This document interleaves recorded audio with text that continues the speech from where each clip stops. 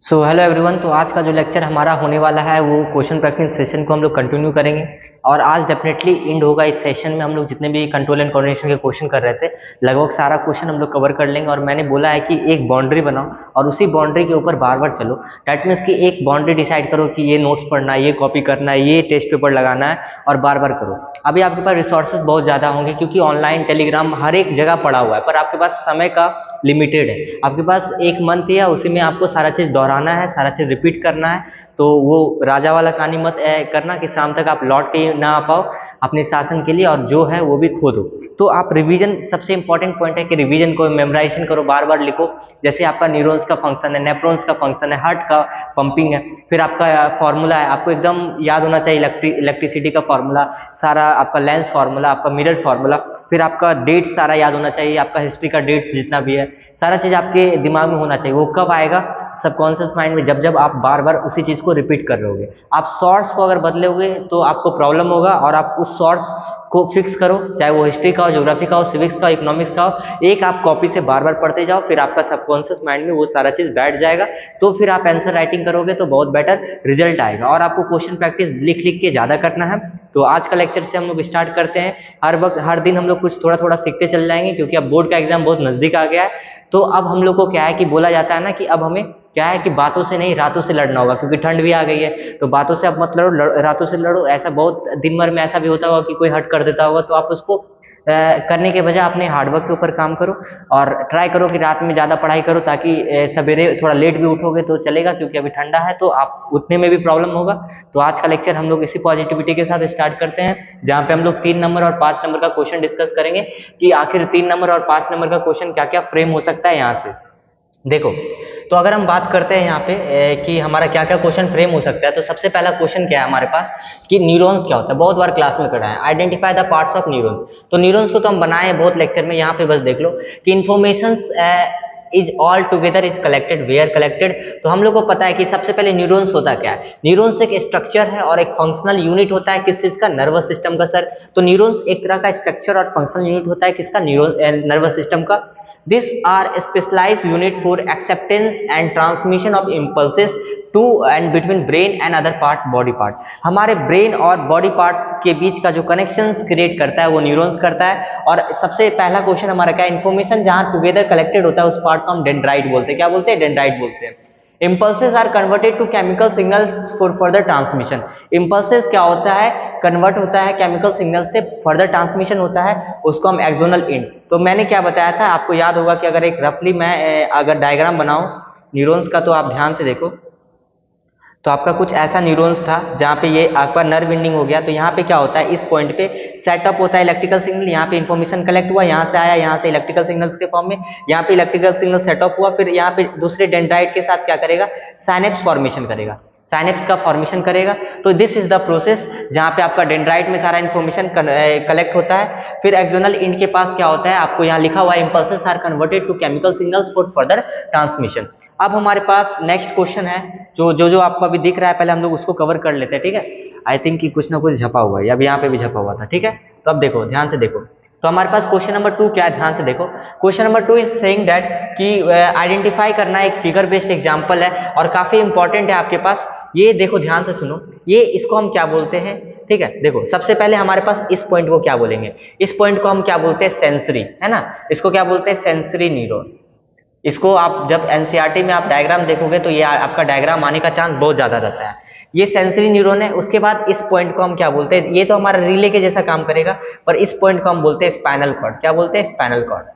ठीक है, ये आपका डायग्राम आपको याद होना चाहिए। उसके बाद हमारे पास सी नंबर का ये जो हमारे पास है, देखो एक केस में क्या है कि हमारा इन्फॉर्मेशन इधर जाएगा, सीएनएस के पास होके जाएगा। एक हमारा क्या है? स्पाइनल कॉर्ड, यहीं पे हमारा डायरेक्ट इन्फॉर्मेशन क्या होगा?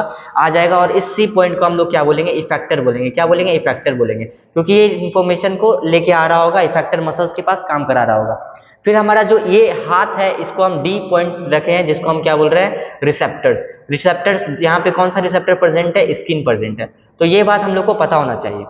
अब उसके बाद हमारे पास नेक्स्ट डायग्राम है जिसको हम लोग देखना है। और नेक्स्ट डायग्राम देखने से पहले ऐसा करते हैं कि क्वेश्चन नंबर 4 कर लेते हैं, क्योंकि ये हम लोग को दिख रहा है। Name the part of the brain which is control voluntary actions. तो मैंने बार बार बोला है कि वॉलेंट्री एक्शन ऐसा एक्शन जो आपके कंट्रोल में, उसको कंट्रोल कौन करता है? सेरेबेलम। कौन कंट्रोल करता है? सेरेबेलम। उसका नेक्स्ट क्वेश्चन आपके पास है, इनवॉलेंट्री एक्शन कौन कंट्रोल करता है? तो इनवॉलेंट्री एक्शन कंट्रोल करने का सबसे मेन जो हमारा रीजन होता है वो होता है मेडुला, एमओ, मेडुला ऑब्लोंगेटा। ठीक है, नेक्स्ट क्वेश्चन आपके पास क्या होता है? सिग्निफिकेंस पीएनएस का, name the component of this nervous system. तो पीएनएस का आपको इंपॉर्टेंट बताना है, शॉर्ट नोट करके भी आ सकता है अगर आपका एग्जाम में क्वेश्चन आएगा कि सर पीएनएस होता क्या है। तो मैंने पहला क्वेश्चन क्या बोला कि voluntary action cerebellum, involuntary action medulla oblongata. उसके बाद हमारे पास पीएनएस क्या होता है? Peripheral nervous system help in facilitating the communication between, किसके किसके बीच का sir? Central nervous system and other part of the body. The component of PNS are, component क्या क्या ध्यान से समझना। एक तो आपका पीएनएस का क्या कंपोनेंट होगा? पीएनएस में सारे नर्व्स आते हैं, स्पाइनल नर्व्स, उसके बाद क्रेनियल नर्व्स, ठीक है, उसके बाद मैंने बताया था विसरल नर्व्स, है ना, 3 तरह का नर्व्स बताया था। आप इसका नंबर कमेंट सेक्शन में जल्दी से लिखो कितना कितना नंबर आपको क्लास में मैं बताया हूं। अब हम लोग आगे देखते हैं नेक्स्ट क्वेश्चन को। नेक्स्ट क्वेश्चन हमारा है क्वेश्चन नंबर 3। क्वेश्चन नंबर 3 में डायग्राम है जो आपको बताना है कि कहाँ पे क्या है, ठीक है। तो ध्यान से देख सकते हो कि हम क्या क्या बोलेंगे। आपको लोकेशन बताना है सेरेबुलर हेमिस्फीयर का, उसके बाद आपको बताना है मेडुला का, पिट्यूटरी ग्लैंड का, ठीक है। तो आपके पास डायग्राम है, ध्यान से फोकस करके देखो। तो आप देख सकते हो कि इस रीजन को हम क्या बोलते हैं। अगर हम इस रीजन का बात कर रहे हैं, इस रीजन को हम क्या बोलेंगे? इस रीजन को हम बोलते हैं सेरेबुलर हेमिस्फीयर। ये क्या होता है? 2 पार्ट में डिवाइडेड होता है ना, लेफ्ट एंड राइट हेमिस्फीयर, तो इसको हम बोलेंगे सेरेबुलर हेमिस्फीयर। अब कौन सा पार्ट है ये आपको तो आइडेंटिफाई भी नहीं करना है। अब उसके बाद आपके पास नेक्स्ट पॉइंट है हमारे पास कि ये वाला पार्ट क्या है। ये वाला जो हमारे पास पॉइंट है इसको हम लोग क्या बोल रहे हैं? इस पॉइंट को हम क्या बोलते हैं? ध्यान से देखना, इस पॉइंट को हम क्या बोलते हैं? इसको हम बोलते हैं सेरेबेलम। क्या बोलते हैं? सेरेबेलम बोलते हैं। अब हमारे पास नेक्स्ट पॉइंट बोला है यहाँ पे इस रीजन के पास, दैट मीन्स कि हमारा क्या है? Hind brain. तो हिंड ब्रेन के पास इस रीजन, नीचे वाला रीजन को हम क्या बोलते हैं? मेडुला। क्या बोलते हैं? मेडुला बोलते हैं। ये सबसे इजी है, देख ये है ना पिट्यूटरी ग्लैंड, इस तरह करके होता है ना, एंटीरियर पिट्यूटरी, पोस्टीरियर पिट्यूटरी। तो आपके पास ये हमारा जो है ये ग्लैंड किस चीज को दिखाता है? Pituitary gland. तो ये एस वाला क्या हो गया? पिट्यूटरी ग्लैंड हो गया, ठीक है। अब उसके बाद डायग्राम आपको ब्रेन का और एक ये वाला आपको आना चाहिए। अब हमारे पास नेक्स्ट क्वेश्चन है question number 5। Question number 5 is saying that if the cerebellum is not functioning properly, what activities of our body would get affected, which part of the brain control involuntary action। तो आपका question है कि सबसे पहला अगर मान लो कि आपका सेरेबेलम मीन्स बैलेंस, है ना। सेरेबेलम अगर मान लो कि not functioning properly, what activities of our body would get affected. तो आपका बॉडी का कौन सा एक्टिविटीज अफेक्टेड होगा? आप देखते होगे कि अल्कोहल ड्रिंक करके प्रोहिबिटेड है आपका गाड़ी चलाना। उस केस में क्या होता है कि आपका सेरेबेलम कंट्रोल में नहीं होता है, रिफ्लेक्स एक्शन सारा क्या होता है? डिसकंट्रोल वे में होता है, कंट्रोल एंड कोऑर्डिनेशन बॉडी का बिगड़ जाता है।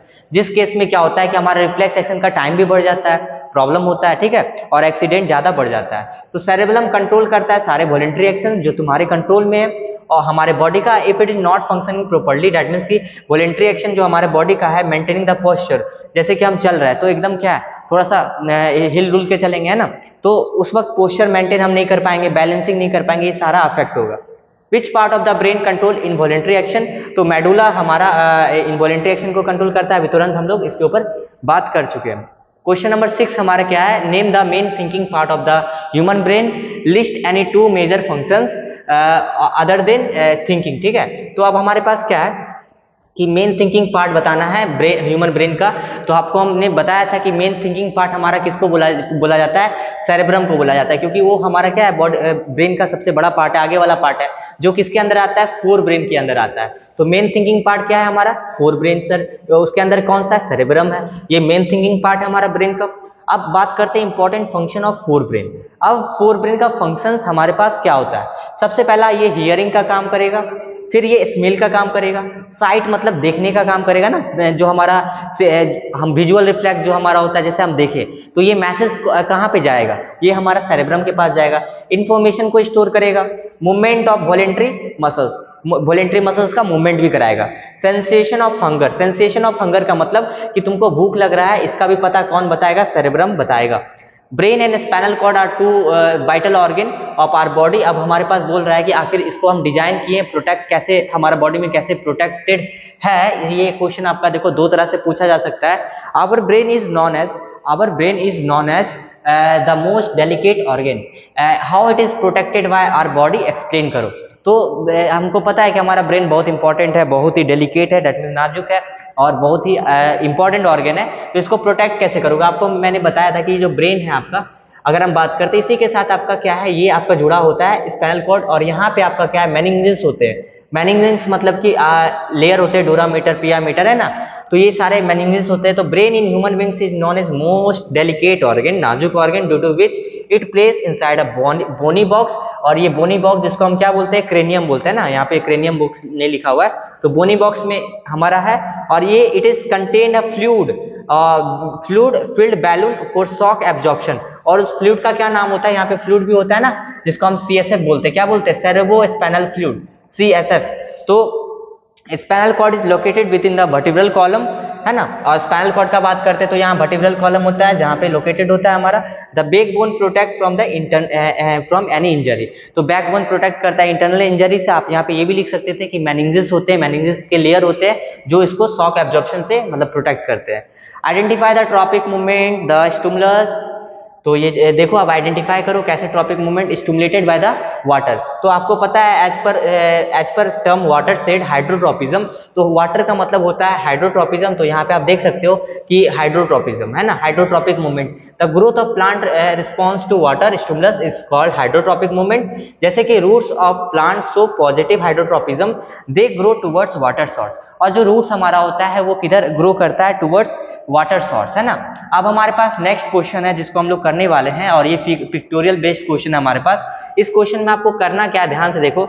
इस क्वेश्चन में आपको हो सकता है आपको क्लियर ना दिखे, तो आप मेरे शब्द पे ध्यान दो, तो आपको सारा चीज समझ में आ रहा होगा। ध्यान से देखो, तो हमारे पास क्वेश्चन है, एक फिगर है, और आपको फिगर दिख रहा होगा कि ये पॉजिटिव और नेगेटिव जियोट्रोपिज्म से रिलेटेड ही है ना, नॉट जियोट्रोपिज्म, ये रूट से रिलेटेड है। तो रूट किस चीज को पॉजिटिव दिखाता है, नेगेटिव दिखाता है, वह भी देखते हैं। A B C which appear more accurate and why. सबसे पहले हमारे पास है कौन सा इसमें एक्यूरेट हो रहा है, सबसे पहले ये गलत है। क्यों गलत है सर, ये नीचे क्यों जाएगा, अरे सनलाइट ऊपर जाता है तो ऊपर जाना चाहिए। फिर उसके बाद देखो ये ऊपर जा रहा है, ये भी गलत है ना। अब ये देख, ये नीचे आ रहा है और ये ऊपर जा रहा है, सही है। दैट मीन्स कि हमको पता है ये फोटोट्रॉपिक का पॉजिटिव दिखाता है, ये नेगेटिव दिखाता है, साथ साथ ये हाइड्रोट्रॉपिक पॉजिटिव दिखाता है, ये नेगेटिव दिखाता है। दैट्स द आंसर यार। आप देखो आगे देखते हैं क्या इसमें लिखना। Figure A is more accurate, okay sir ji. Root of a plant always grow, ठीक है, downward response to the gravity. तो सबसे पहला तुम लिखो ग्रेविटी का पॉइंट, जियोट्रोपिज्म लिखो। Make sure that they find soil and water. तो ये भी पॉइंट मेरा वर्ड सुन क्या बोल रहे हैं कि जो फिगर ए क्यों सही है, क्योंकि जो हमारा रूट का प्लांट है वो हमेशा क्या करता है, downward in response to gravity, और मेक श्योर वो क्या फाइंड करता है, soil and water. On the other hand steam always grow up away from the gravity pull and makes your will get light, both these are the coordinated and shown in a figure। तो ये सारा हमारा दिखाया गया। तो क्या बोल रहा है कि ये जो हमारे पास फिगर आपके पास है, वो फिगर में हमारा जो रूट होता है वो ग्रेविटी की तरफ जाता है, वाटर की तरफ जाता है, सोयल की तरफ जाता है। ये हमारा जो सूट है वो ऊपर जाएगा, फोटोट्रॉपिक के पॉजिटिवली दिखाएगा। तो this was the conclusion of this topic. Question number 10 है जो काफी इंपॉर्टेंट क्वेश्चन है। Question number 10 is saying that classify the following plant movement as tropic और नेस्टिक। तो नेस्टिक और ट्रॉपिक मूवमेंट को हमें बताना है कि हमें क्लासिफाई करना है ट्रॉपिक और नेस्टिक मूवमेंट को। तो सबसे पहला है turning of flower towards light. तो हमारे पास क्या है, turning of flower towards light, light की तरफ हमारा क्या हो रहा है, टर्निंग हो रहा है। किसका सर, फ्लावर अगर यहाँ पे लगा हुआ है तो वो क्या हो रहा है, लाइट की तरफ जा रहा है। तो हमारा ये कौन सा मूवमेंट हो गया, ट्रॉपिक मूवमेंट हो गया। अब उसके बाद हमारे पास नेक्स्ट पॉइंट है कि bending of tentacles in plant.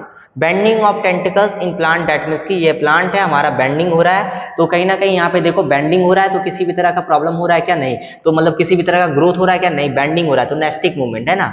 तो turning of flower towards light, that means कि प्लांट यहाँ पे ट्रॉपिक मूवमेंट के अंदर ही आएगा, ये मैंने क्लास में कराया था।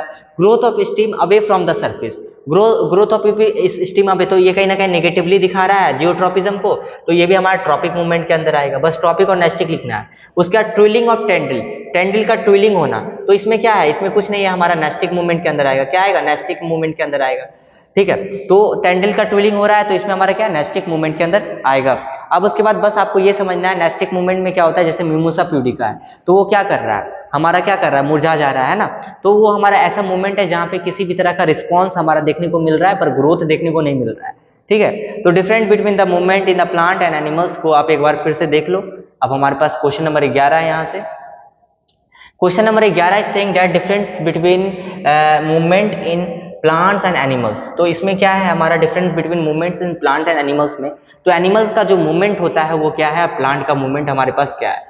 एनिमल्स हैव न्यूरॉन्स, एनिमल्स के पास क्या होता है, न्यूरॉन्स होता है to transfer information from one cell to another.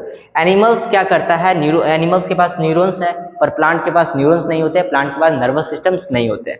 Animals क्या करता है, अपने न्यूरॉन्स के माध्यम से ट्रांसफर करता है इंफॉर्मेशन को एक सेल से दूसरे सेल के तरफ, ठीक है। Plants convey the information by using electrochemicals means, plant के पास इलेक्ट्रोकेमिकल सिग्नल होता है। जैसे मैंने बोला था कि ये लीफ है, तो ये लीफ जब छुई मुई का छुओगे तो आप क्या होगा, ये इलेक्ट्रोकेमिकल सिग्नल्स के थ्रू क्या ये मुरझा जाता है, ठीक है। मिमोसा प्यूडिका जिसको बोलते हैं, जो आपके बुक में दिया हुआ है, फ्रॉम सेल टू सेल ये मूव करता है। इसके पास इलेक्ट्रोकेमिकल सिग्नल होता है, इसके पास न्यूरॉन्स होता है जो इन्फॉर्मेशन को कैरी करता है। Specialised proteins are used to facilitate the movement of our body parts.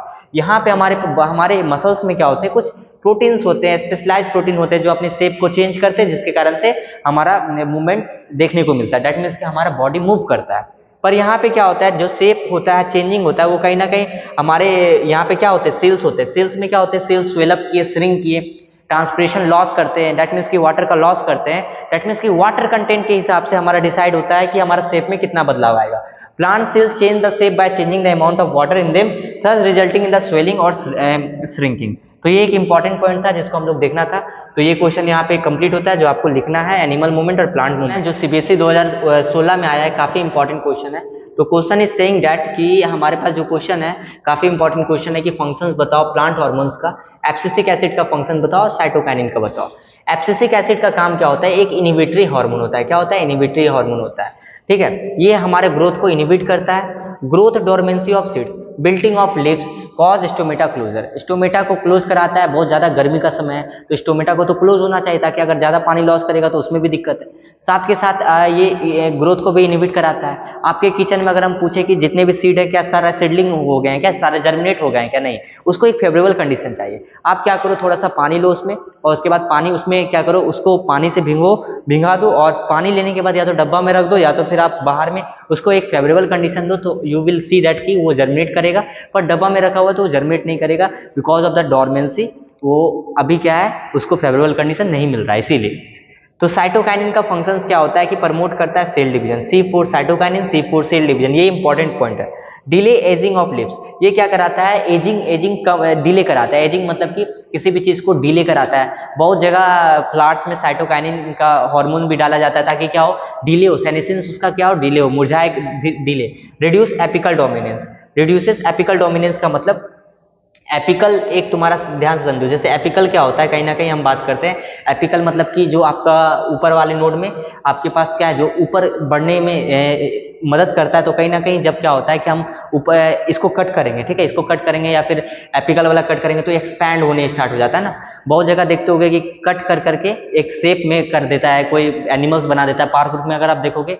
और दूसरी चीज साइटोकाइनिन का अगर आप देते हो तो एपिकल वो बढ़ेगा कम, वो फैलेगा ज्यादा, ठीक है। प्लांट फैलेगा ज्यादा, उसका इलोंगेशन कम होगा, क्योंकि ये क्या करता है, एपिकल डोमिनेंस से उसको प्रिवेंट करता है ना, एपिकल डोमिनेंस कराता है, रिड्यूस एपिकल डोमिनेंस। तो अब हमारे पास ये काफी इंपॉर्टेंट पॉइंट था, रिड्यूस एपिकल डोमिनेंस। उसके बाद सेकंड पॉइंट हमारे पास है कीमोट्रॉपिक के बारे में।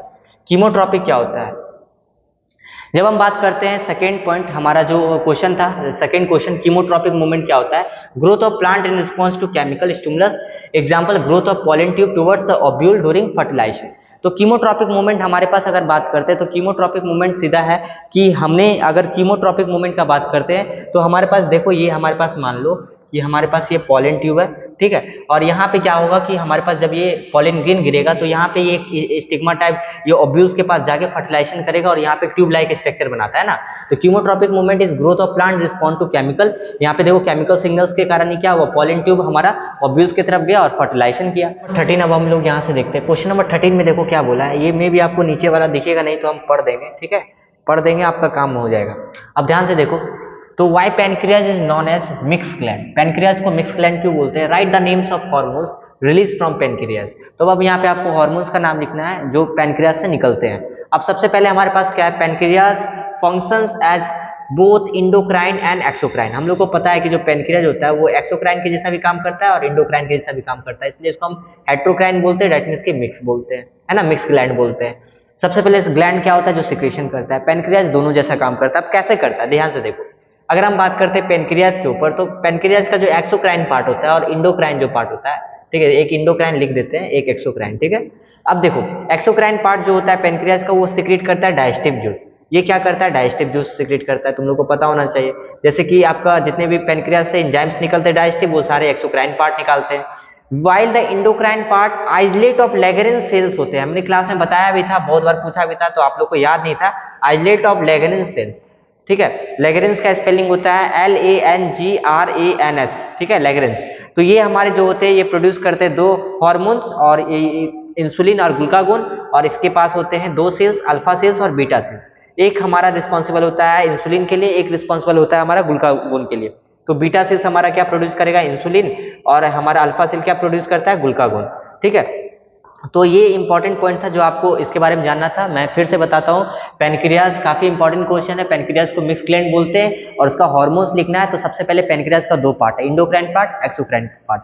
इसलिए पैनक्रियाज, टेस्टिस, ओवेरी, ये सारे को मिक्स ग्लैंड या हेट्रोक्राइन ग्लैंड बोलते हैं। पैनक्रियाज का जो हमारे पास एक्सोक्राइन पार्ट है वो डाइजेस्टिव एंजाइम्स प्रोड्यूस करता है। जितने भी पैनक्रियाटिक जूस हो गए वो सारे हमारे क्या, पैनक्रियाज का एक्सोक्राइन पार्ट रिलीज करता है। दैट मीन्स की जो एक्सोक्राइन पार्ट, दैट मीन्स की जो हमारा डक्ट के थ्रू करे। इंडोक्राइन पार्ट जो हमारा डक्टलेस ग्लैंड होता है, उसके पास होते हैं आइलेट ऑफ लैग्रेंज सेल्स, जहां पे दो सेल्स होते हैं, अल्फा और बीटा। आइलेट ऑफ लैग्रेंज के पास दो सेल्स है, अल्फा और बीटा। अल्फा हमारा ग्लूकागोन प्रोड्यूस करेगा, और हमारा ये बीटा इंसुलिन करेगा। ये दोनों एक तरह से काम करते हैं हमारे ग्लूकोज लेवल को बैलेंस करने का। अगर हमारा बॉडी में ग्लूकोज लेवल बढ़ता है तो इंसुलिन क्या करेगा, बैलेंस करेगा, ग्लूकागोन को बोलेगा कि थोड़ा कम प्रोड्यूस कर। अगर इंसुलिन हमारा बढ़ रहा है तो बीटा सेल्स को बोलेगा कम प्रोड्यूस कर। तो इस तरह करके क्या है, आपस में बात करके, आपस में मतलब कोऑर्डिनेट करके ये सारे प्रोसेस को करता है। Name the hormones responsible for development of beard बोल सकते हो, ठीक है, जिसको मोस्टेक लिखे हुए बियर्ड, यहाँ पे भी आपको क्वेश्चन में मिलेगा, एंड बियर्ड है ना, यहाँ पे लिखा हुआ है। मोच और बियर्ड आपका जो होता है मेल्स में, वो किसके कारण से होता है, और फिर high aggressiveness, high pitch voice, ये सारा हमारे बॉडी में टेस्टोस्टेरोन के कारण होता है। किसके कारण होता है, टेस्टोस्टेरोन के कारण होता है। Controlling the changes in the uterus in the menstrual cycle, females में मेंस्ट्रुअल साइकिल के दौरान जितने भी जो आपका चेंजिंग आता है इंडोमेट्रियम में, पेरीमेट्रियम में, ये जो आप पढ़ोगे क्लास 12th में और क्लास 10th में, तो वो किस हार्मोन्स के कारण से आता है, वो आता है आपका प्रोगेस्टेरोन। एस्ट्रोजन लिख के मत आ जाना, ठीक है। तो एस्ट्रोजन आपका रिस्पॉन्सिबल होता है, पर प्रोगेस्टेरोन मेंस्ट्रुअल साइकिल के दौरान जितने भी चेंजेस आते हैं बॉडी में, वो सारे रिस्पॉन्सिबल होता है, ठीक है। जितने भी यूट्रस में बदलाव आते हैं, ठीक है, उस यूट्रस में बहुत सारे लेयर्स बनते हैं, बहुत सारे लेयर्स में बदलाव आते हैं, वो हमारा प्रोगेस्टेरोन रिस्पॉन्सिबल होता है। नेक्स्ट है हमारे पास इंक्रीजिंग ब्लड ग्लूकोज लेवल। मैंने आपको बताया था कि ब्लड का ग्लूकोज लेवल इंक्रीज हो रहा है, ठीक है। तो ये कौन करेगा, मैं अभी तुरंत बोला था, ग्लूकागोन। कौन करता है, ग्लूकागोन। जैसे कि कम है तभी तो ग्लूकागोन क्या करेगा, इंक्रीज करेगा। इंसुलिन क्या करेगा, डिक्रीज करेगा, है ना। तो maintaining water and electrolyte balance, very important, very important. ये कंफ्यूजन आपको हो जाएगा, वैसोप्रेशन, जिसको एडीएच भी बोलते हैं। इसको क्या बोलते हैं, एडीएच, एंटी डायरेटिक हार्मोन। क्या बोलते हैं, एंटी डायरेटिक हार्मोन, ठीक है। आप क्लास 11 में पढ़ोगे केमिकल कोऑर्डिनेशन में इसके बारे में और डिटेल में, कि कैसे एडीएच आपका बॉडी के वाटर और इलेक्ट्रोलाइट बैलेंस, वाटर और इलेक्ट्रोलाइट बैलेंस, इलेक्ट्रोलाइट बैलेंस मतलब जितने भी हमारे आपके बॉडी के इंपॉर्टेंट मिनरल्स होते हैं, ठीक है। अब हमारे पास नेक्स्ट क्वेश्चन है 15 नंबर का, pancreas and gonads perform A dual function, it above statement correct if just and justify your answer. अब ध्यान से देखो, तो पैनक्रियाज जो होता है आपके बॉडी का, पैनक्रियाज जो होता है और जो गोनेड्स होते हैं वो परफॉर्म करते हैं डुअल फंक्शंस, ठीक है। Above statement correct justify if yes justify your answer. तो पैनक्रियाज और गोनेड्स किसको बोल रहा है पता है, टेस्टिस और ओवेरी। अभी तुरंत मैंने बोला था कि हेट्रोक्राइन के जैसा आपका क्या काम करता है, टेस्टिस, और ओवेरी आपका क्या है, हेट्रोक्राइन ग्लैंड के जैसा काम करता है, और पैनक्रियाज भी। हेट्रोक्राइन ग्लैंड्स का मतलब जैसे कि जो आपका एक्सोक्राइन और इंडोक्राइन दोनों सिक्रेट करे। कैसे करेगा, जस्टिफाई करो। Yes sir, above statement is correct, okay. The pancreatic gland secrete enzymes which aid the digestion, okay. अब बार बार एक ही चीज नहीं बोलेंगे, अब जल्दी पढ़ते, थोड़ा बहुत सारे क्वेश्चन है। Produce insulin and glucagon, this hormone regulate the level of sugar in the blood. Similarly the gonads produce gametes which aids in fertilization. Gametes में जैसे कि हमारा क्या है, स्पर्म प्रोड्यूस होता है और ओवा प्रोड्यूस होता है ना, जो गोनेड्स प्रोड्यूस करता है। They also secrete male and female sex hormone, for example progesterone. तो एक तो तुम्हारा गैमेट भी प्रोड्यूस कर रहा है, जो एक तरह का क्या बोल सकते हो, केमिकल है, जो डक्ट के थ्रू कैरी करता है ना, वाज डिफरेंस के थ्रू। फैलोपियन ट्यूब हमारा क्या ओवा कैरी होता है। तो पर यहाँ पे देखो सेक्स हार्मोन भी हमारा क्या है, कैरी किया जा रहा है। तो कहीं ना कहीं आप देख पा रहे हो कि सेक्स हार्मोन जैसे प्रोजेस्टेरोन हो गया, टेस्टोस्टेरोन हो गया, लुटेनाइजिंग हार्मोन हो गया, फॉलिकल स्टिमुलेटिंग हार्मोन हो गया, है ना, एफएसएच, ये सारे ग्लैंड्स क्या है, डुअल फंक्शंस काम करते हैं। ये आपका 2 नंबर का क्वेश्चन पूछा जा सकता है। अब हमारे पास नेक्स्ट क्वेश्चन है जो अब बहुत इजी क्वेश्चन है। वो क्वेश्चन हमारे पास है, child frightened bye the loud noise. एक बच्चा है, अब बेचारा वो क्या हो गया, डर गया by the loud noise and runs quickly to his mother. अब क्या है, छोटा बेबी है, वो डर गया और अपनी मदर की तरफ भागा लाउड नॉइज के कारण। What is the reason behind the response, how does this response, अगर उसके बॉडी में जब वो भागा तो उसके बॉडी में क्या रिस्पॉन्सेस हो रहे होंगे, बॉडी में क्या हो रहे होंगे जिसके कारण से वो एक्ट किया। तो adrenaline is secreted by our body in case of emergency condition and fight and flight situation. जब हम डरते हैं, जब हमारे पास स्ट्रेस सिचुएशन होता है तो हमारा बॉडी एक हार्मोन बनाता है जिसको हम एड्रेनलिन बोलते हैं। ये प्रिपेयर कराता है बॉडी को इमीडिएट रिस्पांस करने के लिए, जैसे कि रनिंग हो गया, है ना। अब आपके सामने शेर आ गया, बैठे हो लेक्चर देख रहे हो मेरा, तो क्या करोगे, छोड़ लेक्चर बाद में देख लेंगे, पहले जान बचाते हैं ना। The responses occur in the following manner, adrenaline is release, तो हार्ट बीट आपका इंक्रीज हो जाएगा, और उसके बाद आई प्यूपिल डायलेट होगा, है ना। पाइलो इरेक्शन, पाइलो मीन्स आपका क्या है, पाइलो इरेक्शन मीन्स बाल जो आपका बॉडी का वो भी है, ये वो भी इरेक्ट हो जाता है। दैट मीन्स कि आपका क्या है, जो आपका प्यूपिल डायलेट हो जाएगा। प्यूपिल मतलब कि जो आपका आई का जो प्यूपिल मसल्स है वो क्या हो जाएगा, डायलेट हो जाएगा। डायलेट मीन्स फैल जाना।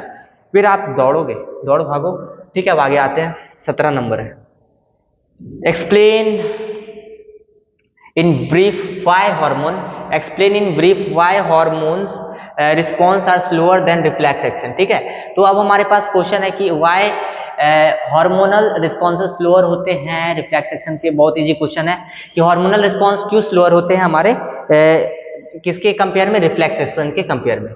क्योंकि जो हमारे हार्मोन्स होते हैं उसमें initiate and control the responses are chemicals transported by the blood.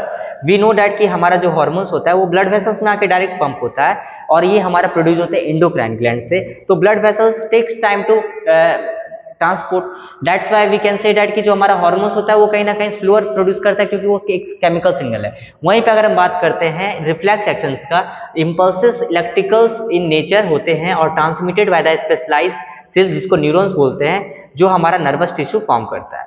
अब हमारे पास नेक्स्ट क्वेश्चन है graphical. We are going to see the question number 18। Question number 18 का बात करते हैं। तो क्वेश्चन नंबर 18 एक ग्राफिकल क्वेश्चन है, जहां पे हम लोग को देखना है कि क्या हमारा एक्सपेक्टेड चेंज आया जब हम लोग मील कंटेनिंग स्टार्च खाएं। तो मतलब स्टार्च है मील के अंदर, अब जब उसको हम लोग खा रहे हैं तो उसके अंदर एक ग्राफिकल रिप्रेजेंटेशन से हम लोग को दिखाया जा रहा है, जहां पे क्वेश्चन में बोला जा रहा है कि what inference can you draw from the graph shown. तो क्या तुम इन्फ्रेंस, दैट मीन्स की कंक्लूजन क्या निकाल पा रहे हो। कंक्लूजन मतलब कि क्या इंपॉर्टेंट है इस ग्राफ का, क्या आप समझ में आ रहा है इस ग्राफ से।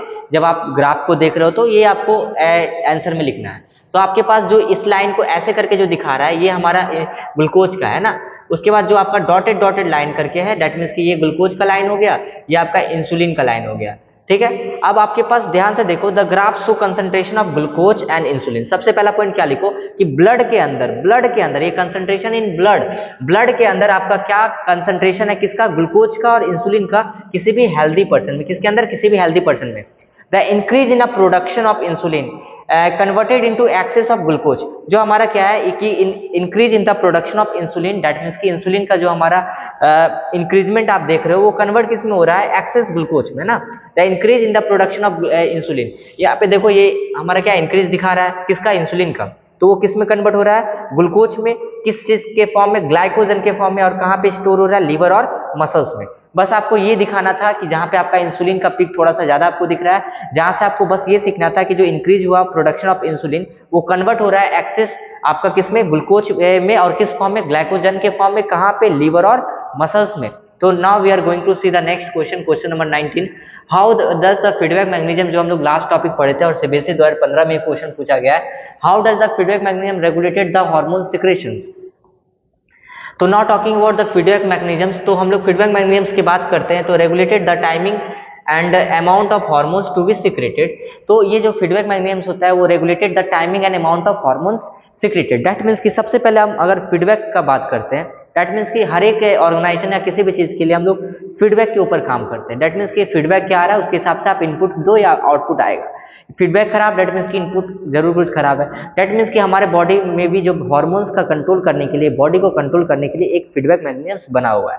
कुछ भी चीज एक्सेस जब होता है बॉडी में तो उसका रिस्पॉन्ड बॉडी करता है, कुछ भी चीज अगर डिफिशियंट हो रहा है तो उसका भी रिस्पॉन्ड करता है। तो फीडबैक इज वेरी इंपॉर्टेंट। ऐसा नहीं है कि तुम्हारे बॉडी में कोई भी चीज बन रहा है तो वो बनते रह जाएगा, नहीं, जितना जरूरी है उतना ही बनेगा। तो ये यहाँ से ये सीख मिलता है कि जैसे स्पर्मेटोजेनेसिस हो रहा है या गैमेटोजेनेसिस हो रहा है, तो उस केस में क्या, अगर स्पर्म का बॉडी में प्रोडक्शन हो रहा है तो स्पर्म का प्रोडक्शन एक समय रुकेगा, इनिबिन रोकेगा, और फिर कुछ हमारा क्या है प्रोडक्शन जो होगा बॉडी में वो इनिबिन क्या करेगा, उसको रोक के आगे का काम फिर स्टार्ट होगा, स्पर्म का मैचुरेशन होगा।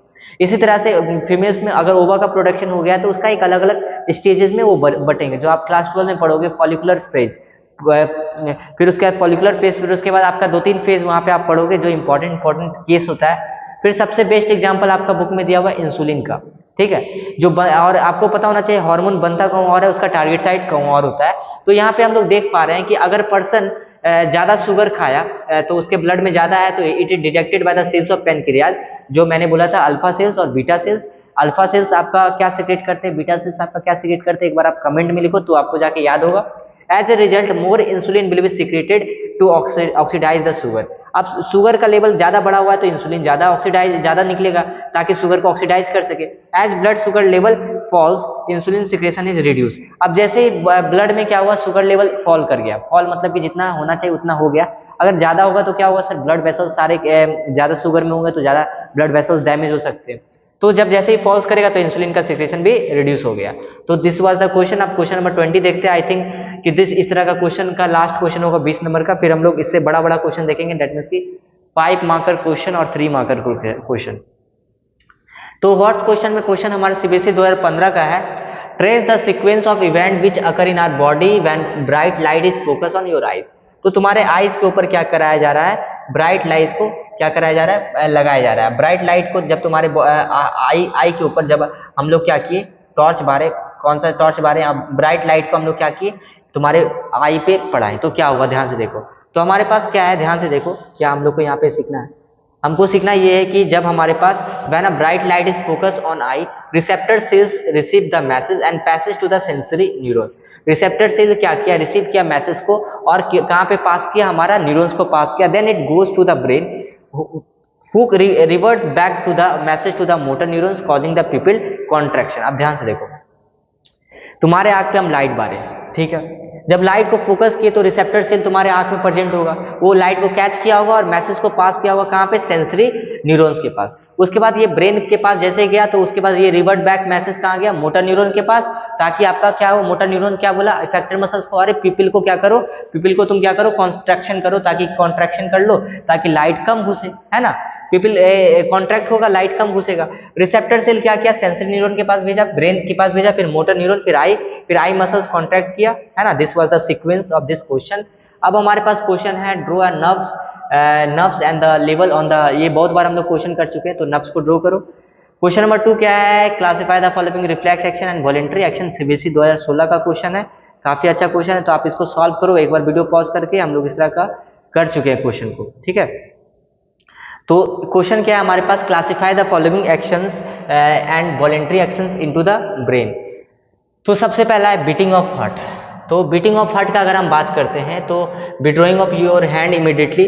तो सबसे पहले देखो कि हमारे पास बीटिंग ऑफ हार्ट हमारा क्या है, इनवॉलेंट्री एक्शन है। कैसा है, इनवॉलेंट्री एक्शन है ना। तो इनवॉलेंट्री एक्शन है, तो अब हमारे पास विड्रॉइंग और your hand immediately touching a hot object, हमारा के पास क्या है, ये रिफ्लेक्स एक्शन है। कौन सा एक्शन है हमारे पास, ये रिफ्लेक्स एक्शन है। Change in the size of pupil in response to the intensity of light, तो कहीं ना कहीं ये भी हमारा क्या है, रिफ्लेक्स एक्शन के अंदर ही आता है, ठीक है। पर सेरेब्रल रिफ्लेक्सेस के थ्रू हमारा ये होता है, पर रिफ्लेक्स एक्शन के अंदर ही तो आता है। राइडिंग ऑफ बाइसाइकिल, आप सीख रहे हो तो ये क्या हो गया, वॉलेंट्री हो गया। क्या हो गया, वॉलेंट्री हो गया। अब उसके बाद स्नीजिंग क्या हो गया, एकाएक छींक आया, तो ये भी क्या आ गया हमारा, रिफ्लेक्स एक्शन आ गया। क्या आ गया, रिफ्लेक्स एक्शन आ गया। Pulling up the leg immediately when foot falls on the some sharp object, ये भी क्या है, रिफ्लेक्स एक्शन आ गया, है ना। तो रिफ्लेक्स एक्शन के अंदर ये सारा चीज आपका आ गया। वॉलेंट्री एक्शन, दैट मीन्स कि यहाँ पे आप देख सकते हो कि बीटिंग ऑफ हार्ट आपका इनवॉलेंट्री में आएगा, तो आपको यहाँ पे वॉलेंट्री लिखा है ना, तो voluntary action in brain, basically आप वॉलेंट्री एक्शन में नहीं, इनवॉलेंट्री एक्शन में आप लिखोगे, ठीक है। तो हो सकता है एरर हो गया होगा। तो बीटिंग ऑफ हार्ट बीट आपका क्या है, इनवॉलेंट्री एक्शन है, जो आपके कंट्रोल में नहीं है। राइडिंग ऑफ बाइसाइकिल, ठीक है। अब हमारे पास नेक्स्ट क्वेश्चन है, क्वेश्चन नंबर 3 सीबीएसई में आया हुआ है, दैट इज सीबीएसई 2015 का क्वेश्चन है, व्हाट इज रिफ्लेक्स आर्क और how our muscle cell move. मैंने क्लास में ये दोनों क्वेश्चन को कराया है कि ऐसा पाथवे जो हम लोग रिफ्लेक्स एक्शन के वक्त लेते हैं उसको रिफ्लेक्स आर्क बोलते हैं। तो pathway taken by nerve impulses in a reflex action, इसको हम रिफ्लेक्स आर्क बोलते हैं। They allow rapid response, example pulling of hand, touching a hot object को टच किया, हाथ को हटाया। Muscle cells have special protein, मैंने बोला था कि मसल सेल्स के पास क्या होते हैं, कुछ स्पेशल प्रोटीन्स होते हैं, कुछ स्पेशल प्रोटीन्स होते हैं जिसमें क्या होते हैं, बदलाव आते हैं हमारे शेप में, अरेंजमेंट में, तो हमारा क्या होता है, रिस्पॉन्स होता है इलेक्ट्रिकल इंपल्सेस का। तो muscle cells have special protein that change their shape and arrangement in their and response to the electrical impulses, this forces the muscle cells to contract and relaxes, इसके कारण से movement हमारे body में देखने को मिलता है। क्वेश्चन नंबर 4 हमारे पास क्या है, what are the functions of relay neurons, motor neurons and sensory neuron in reflex actions. तो सबसे पहले ये भी क्लास में मैंने कराया है कि रिले न्यूरॉन्स कनेक्ट करता है न्यूरॉन्स को with in the central nervous system, मतलब कि न्यूरॉन्स को किससे कनेक्ट करता है, with in the central nervous system, मतलब सेंट्रल नर्वस सिस्टम के साथ कनेक्ट करता है। आपस में सेंट्रल नर्वस सिस्टम के बीच में जो कनेक्शन बनाता है वो कौन बनाता है, रिले न्यूरॉन्स बनाता है, जिसको इंटर न्यूरॉन्स भी बोलते हैं। मोटर न्यूरॉन्स क्या करता है, they conduct impulses to the effector from the central nervous system. Effector से सीएनएस के पास कनेक्शन कौन बनाता है, मोटर न्यूरॉन्स, ठीक है। सेंसरी न्यूरॉन क्या करता है, किसी भी इंपल्सेस को कंडक्ट करता है, मतलब they conducted impulses from the receptor to the CNS, मतलब कि ये क्या करेगा, सीएनएस से, ठीक है, they conducted impulses from receptor, receptor से ये लिया और उसके बाद कहाँ पे पहुंचाएगा, सीएनएस के पास पहुंचाएगा, कहाँ पे पहुंचाएगा, सीएनएस के पास पहुंचाएगा। तो ये मैंने क्लास में करवा चुका हूँ कि रिले न्यूरॉन्स एक तरह का इंटर न्यूरॉन्स होता है जो सीएनएस के बीच, सीएनएस के पास ही आसपास, मतलब सीएनएस के अंदर ही जाके कनेक्शन बनाता है, ठीक है।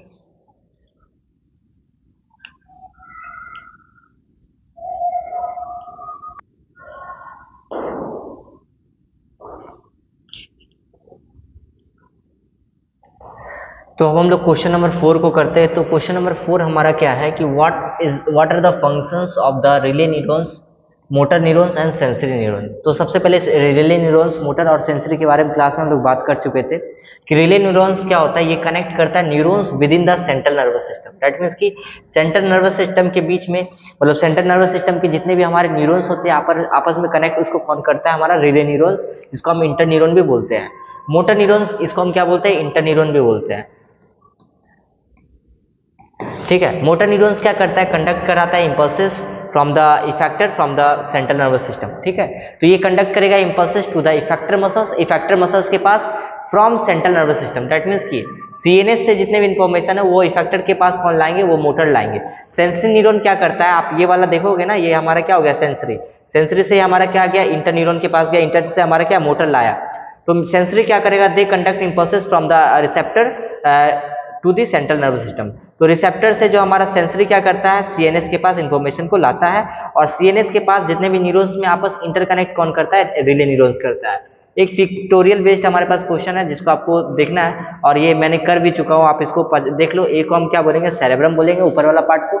ये वाला बी वाला जो हमारा पार्ट है जिसको हम बोनी बॉक्स बोल रहे हैं ना, इस पॉइंट को हम क्या बोल रहे हैं, ध्यान से देखो।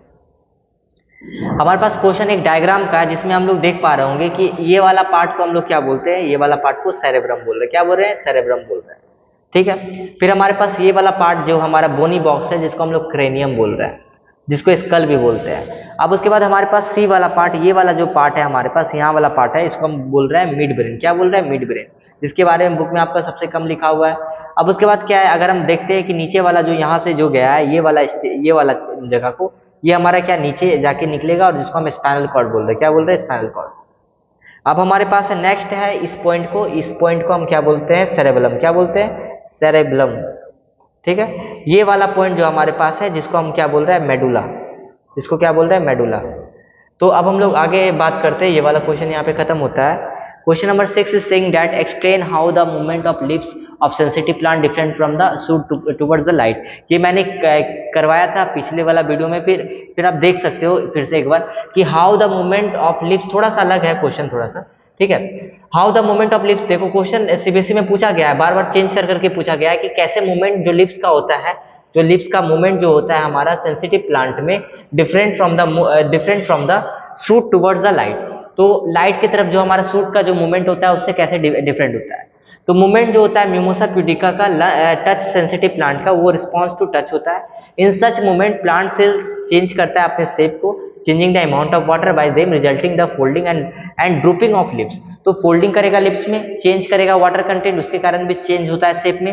This phenomena is called thigmonasty and this movement is called independent of growth. क्या ये मूवमेंट हो रहा है जिसमें वाटर कंटेंट चेंज हो रहा है, स्वेलअप हो रहा है, श्रिंक हो रहा है, इसमें किसी भी तरह का हमारा आप देख सकते हो कि हमारा किसी भी तरीका का ग्रोथ का रोल नहीं है। ये हमारा थिग्मोनास्टिक मूवमेंट बोलते हैं, थिग्मोनास्टी, जहाँ पे हमारा क्या मूवमेंट हो रहा है मिमोसा प्यूडिका में या फिर किसी वेनस फ्लाईट्रिप में, पर वहाँ पे किसी भी तरह का हमारा क्या नहीं देखने को मिल रहा है, ग्रोथ नहीं देखने को मिल रहा है।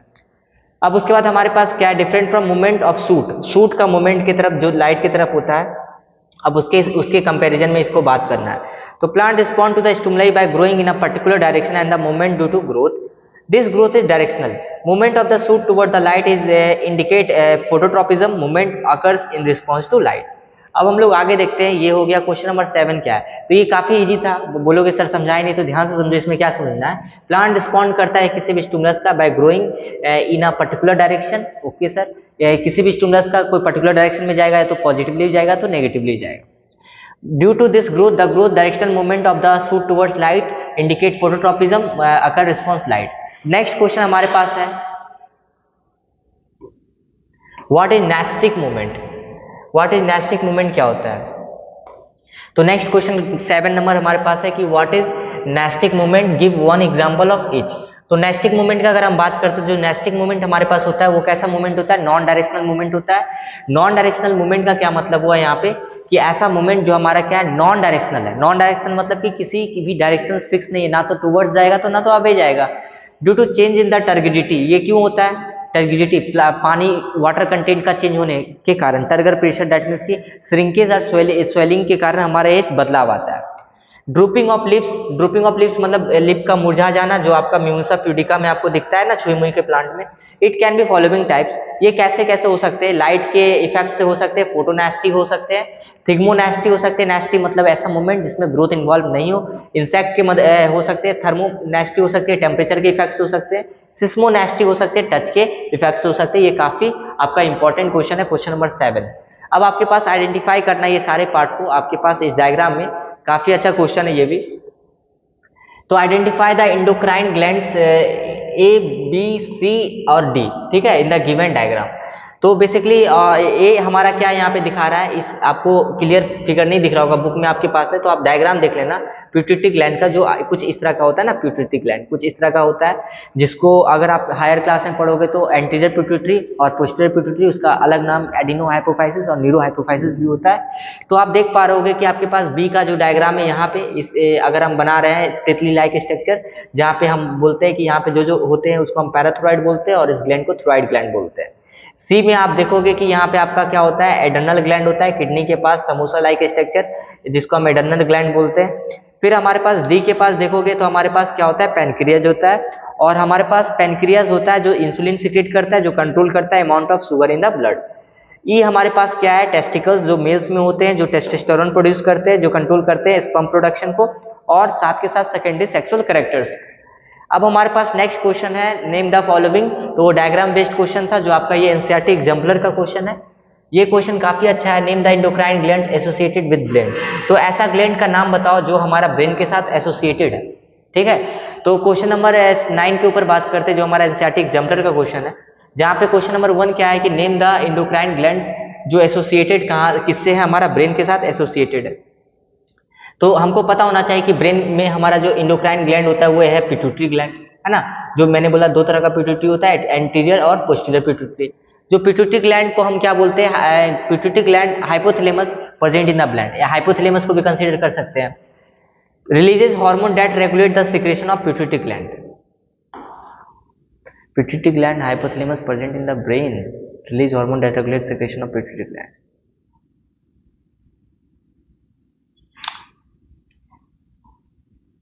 Now we are going to talking about the question number 9। तो क्वेश्चन नंबर 9 का अगर हम बात कर रहे हैं, तो अगर हम क्वेश्चन नंबर 9 में देखते हैं कि क्वेश्चन नंबर 9 में हमको क्या सीखना है कि नेम द इंडोक्राइन ग्लैंड जो एसोसिएटेड किसके साथ है, name the endocrine gland that are associated with brain. तो ऐसा इंडोक्राइन ग्लैंड का नाम बताओ जो हमारा ब्रेन के साथ एसोसिएटेड है। तो हम लोग को पता है कि पिट्यूटरी ग्लैंड होता है जहाँ पे हमारा क्या है कि हाइपोथैलेमस प्रेजेंट होता है ब्रेन में और रिलीज करेगा हार्मोन को जो सिक्रेशंस पिट्यूटरी ग्लैंड के सिक्रेशंस को कंट्रोल करता है। पिट्यूटरी ग्लैंड के सिक्रेशन को कौन कंट्रोल करता है? हमारा हाइपोथैलेमस जो ब्रेन में प्रेजेंट होता है और सारे सिक्रेशंस को कंट्रोल करता है हमारा पिट्यूटरी ग्लैंड के। ओके, तो जो ब्रेन में प्रेजेंट हमारा है और ये सारे सिक्रेशंस किसका कंट्रोल कर रहा है? पिट्यूटरी ग्लैंड का। फिर सेकंड हमारा क्वेश्चन है which gland secrete digestive enzyme as well as hormones. ऐसा कौन सा ग्लैंड है जो सीक्रेट करता है digestive enzyme as well as hormones? तो वो हेट्रोक्राइन ग्लैंड होगा जिसको हम लोग पढ़े थे पैनक्रियाज। मिक्स ग्लैंड जिसको बोलते हैं पैनक्रेटिक जूस निकालता है जैसे कि हार्मोन्स, ठीक है। फिर नेक्स्ट क्वेश्चन है कौन सा एंडोक्राइन ग्लैंड है जो किडनी में होता है? तो सबसे पहला हमारा क्या है? Adrenal gland. ये ग्लैंड क्या होता है? हमारा एंडोक्राइन ग्लैंड होता है, किडनी के ऊपर में हमारा इसका लोकेशन होता है। कहाँ पे होता है? किडनी के ऊपर में। फिर उसके बाद which endocrine gland present in the males not in a females? We know that testis that are in a gland which are present only in a males secrete male sex hormone and जिसको हम testosterone बोलते हैं। अब आगे आते हैं। Next question हमारे पास है आयोडीन इज इनसफिशिएंट, ठीक है। नेक्स्ट क्वेश्चन है हमारे पास if iodine is insufficient in one's diet what might be the deficiency disease and how it can be present. Okay, इसको दूसरी तरीका से भी पूछा जा सकता है जो एनसीईआरटी एग्जाम्पलर में दिया हुआ है कि आखिर व्हाट विल हैपन जब हम आप ये एनसीईआरटी का भी क्वेश्चन है ना कि आप अगर आपका डाइट में स्लो होगा तो हम ये आप पढ़ लेना जिसके कारण से क्या होता है कि आप आपकी बॉडी में अगर थोरॉक्सिन हार्मोन क्या है? इसेंशियल होता है ना, आयोडीन थोरॉक्सिन हार्मोन बनाता है और secreted by thyroid gland. Thyroid regulate करता है metabolism of carbohydrate protein fats in our body and responsible for the growth and development. Deficiency होगा जिसके कारण से हाइपोसिक्रेशन होगा हार्मोन का, तो इसके कारण से आपका पूरा मेटाबॉलिज्म गड़बड़ाएगा, फिजिकल एक्टिविटीज आपका गड़बड़ाएगा। Person might suffer from the disorder like simple goitre जो बहुत बार मैंने बताया। Avoid disruption of synthesis of thyroxine maintaining regular functioning of the body. Consumption करो आयोडाइज सॉल्ट का, फूड में अपना इसेंशियल बनाओ, ठीक है। अब नेक्स्ट क्वेश्चन है आपका ये भी 3 नंबर का क्वेश्चन है आई थिंक, और ये आपका पिक्टोरियल बेस्ड क्वेश्चन है जहाँ पे आपको क्वेश्चन क्या बोला है ध्यान से समझो। Draw a diagram showing the correct position of pancreas, thyroid gland, pituitary gland and as well as adrenal gland in human beings। तो सबसे पहले अगर हम बात करते हैं पिट्यूटरी ग्लैंड जो हमारा है, ये देखो यहाँ पे डायग्राम में हम दिखा रहे हैं आपको, जो आपको ड्रॉ करना है एग्जाम में, मास्टर ग्लैंड जो present at the base of the brain. ये आपका थोराइड ग्लैंड है जो मैंने बताया है, ये जस्ट बिलो द नेक होता है। पैनक्रियाज की अगर बात करते हैं तो पैनक्रियाज आपका इस रीजन में है ना, इस रीजन में यहाँ पे पैनक्रियाज को दिखाया गया है जस्ट बिलो द स्टमक के नीचे होता है। Adrenal gland are present on the top of each kidney, यहाँ पे देखो एड्रेनल ग्लैंड प्रेजेंट है। तो पिक्टोरियल क्वेश्चन भी आपको समझ में आ रहा होगा कि आपके बॉडी में किस तरह का क्वेश्चन आता है पिक्टोरियल का, अगर आएगा भी तो ध्यान से देखो। तो आपके पास क्वेश्चन नंबर ए है, ये आपका बोला है नेम दिस सब्सटेंस। तो सब्सटेंस का नाम बताना है। Some gland produce chemical substance that changes activity of target organ. तो क्वेश्चन बोला है कि कुछ ग्लैंड प्रोड्यूस करते हैं केमिकल सब्सटेंस जो चेंजेस करते हैं एक्टिविटी ऑफ टारगेट ऑर्गन, उसका सब्सटेंस का नाम बताओ। तो सबसे पहला आपका नाम क्या हो जाएगा? हार्मोन्स। जो हार्मोन्स हमारा क्या होते हैं? कहीं ना कहीं केमिकल सब्सटेंस होते हैं और that changes the activity of target organ, मतलब टारगेट ऑर्गन के पास जाते हैं तो टारगेट ऑर्गन पे जाने के बाद कुछ ना कुछ बदलाव तो लाते होंगे। Give the effect of chemical produce by the gland G and H. G और एच के पास जो हमारा पेनक्रियाज एक हो गया और एक हमारा एड्रेनल ग्लैंड हो गया। तो अब देखो इसका क्या इफेक्ट होता है। तो जी एड्रेनल ग्लैंड है, जैसा अभी मैंने बताया आपको कि जी जे एड्रेनल ग्लैंड, तो जब जी एड्रेनल ग्लैंड है तो ये एड्रेनलिन सीक्रेट करेगा। एड्रेनलिन सीक्रेट करेगा जो आपका पता है कि आपने बहुत बार बताया कि ये क्या काम करेगा, आप इसको पढ़ लेना। H is secrete hormones control conversion of excess glucose to glycogen liver में और maintain concentration of glucose in blood. अब थोड़ा स्पीड बढ़ाते हैं ताकि आपको ये सारा एक्सप्लेनेशन मैंने बहुत बार किया है। क्वेश्चन हमारे पास क्वेश्चन क्या है कि hormones are needed by our body in a appropriate amount, slightly more or less secretion causes disorder in our body, illustrate by using the examples। तो ये बहुत इजी क्वेश्चन है। क्वेश्चन सिर्फ ये बोल रहा है कि अगर आपके बॉडी में हार्मोन्स का अप्रोप्रिएट अमाउंट है तो ठीक है, स्लाइटली ज़्यादा है तो क्या प्रॉब्लम होगा, अगर कम है तो क्या प्रॉब्लम होगा, तो क्या डिसऑर्डर होगा। तो बताना है आपको, पता होना चाहिए। हाइपर सिक्रेशन का मतलब होता है कि ज़्यादा सिक्रेशन हमारे बॉडी में हाइपर सिक्रेशन हो या फिर हाइपो सिक्रेशन हो, दोनों प्रॉब्लम करेगा, ठीक है। हाइपर मीन्स होता है ज़्यादा, मोर सिक्रेशन, और हाइपो मीन्स क्या होता है हमारा लेस सिक्रेशन। तो different hormones lead to the various disorder. जैसे कि आपके पास क्या है, ग्वाइटर है, तो ग्वाइटर के बारे में आपको पता होना चाहिए। ग्वाइटर के बारे में मैंने बताया था कि iodine act as the necessary component for the synthesis of thyroxine, जहाँ पे थोराइड ग्लैंड से निकलता है। अगर ये इसका डिफिशियंसी होता है, थोराइड ग्लैंड से थोरॉक्सिन कम निकलता है तो ग्वाइटर डिजीज होता है। गेगेंटिज्म जिसको हम डॉर्फिज्म बोलते हैं, खली लाइक स्ट्रक्चर है ना, तो हाइपर सिक्रेशन अगर होता है हमारे हार्मोन्स का, तो कहीं ना कहीं ये क्या है, बहुत ही लंबा हो जाएगा वो आदमी, मतलब ह्यूमन बहुत लंबे हो जाएंगे वो, और उसके पैर भी बहुत लंबे हो जाते हैं। तो on the contrary, hyper secretion और deficiency of growth hormone are the early stage of the life make the person very short. और डॉर्फिज्म के केस में क्या होता है कि डॉर्फिज्म के केस में हमारा जो बेसिकली मेन इंपॉर्टेंट पॉइंट क्या है कि उसमें हमारा लेस सिक्रेशन था। लेस सिक्रेशन किसका होता है? हार्मोन्स का।